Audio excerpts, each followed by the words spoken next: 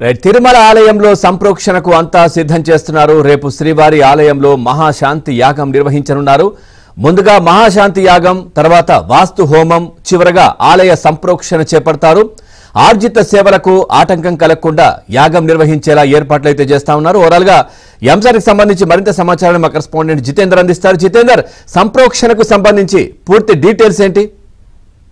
పవన్, శ్రీవారి మహాప్రసాదమైన లడ్డు తయారీలో కల్తీ నెయ్యి వాడకంతో ప్రాయశ్చిత్త కార్యక్రమాన్ని రేపే నిర్వహించాలని చెప్పి కూడా టీటీడీ ఆగం పండితులు నిర్ణయించారు.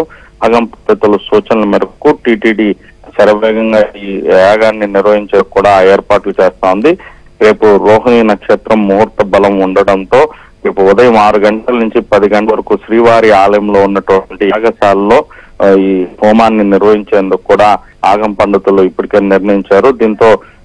దీనికి సంబంధించి ఏర్పాట్లు కూడా టీటీడీ సిబ్బంది శరవేగంగా చేస్తున్నారు. రేపు ఉదయం ముందుగా శ్రీవారి ఆలయంలోని యాగశాలలో మహాశాంతి యాగాన్ని అర్చకులు నిర్వహించున్నారు. ఆ తర్వాత వాస్తు హోమాన్ని నిర్వహిస్తారు.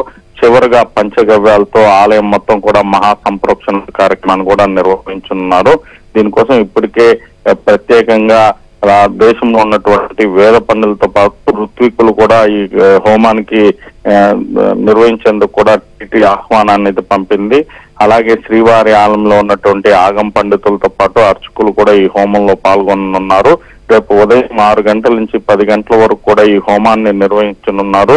అయితే ఈ రోజు ముఖ్యమంత్రిని కలవనున్నటువంటి ఈవో శ్యామలరావు ముఖ్యమంత్రి దృష్టికి ఈ విషయాన్ని తెలియజేసి ఆగం పండితుల సూచనలు, అభిప్రాయాలను కూడా ముఖ్యమంత్రి దృష్టికి తీసుకెళ్లి ఆ తర్వాత అధికారికంగా కూడా టీటీడీ ఈ హోమ నిర్వహణపై ప్రకటన చేయనున్నది. దీనికి సంబంధించి అయితే ఇప్పటికే ఏర్పాట్లను కూడా టీటీడీ అధికారులు చేస్తున్నటువంటి పరిస్థితి ఉంది.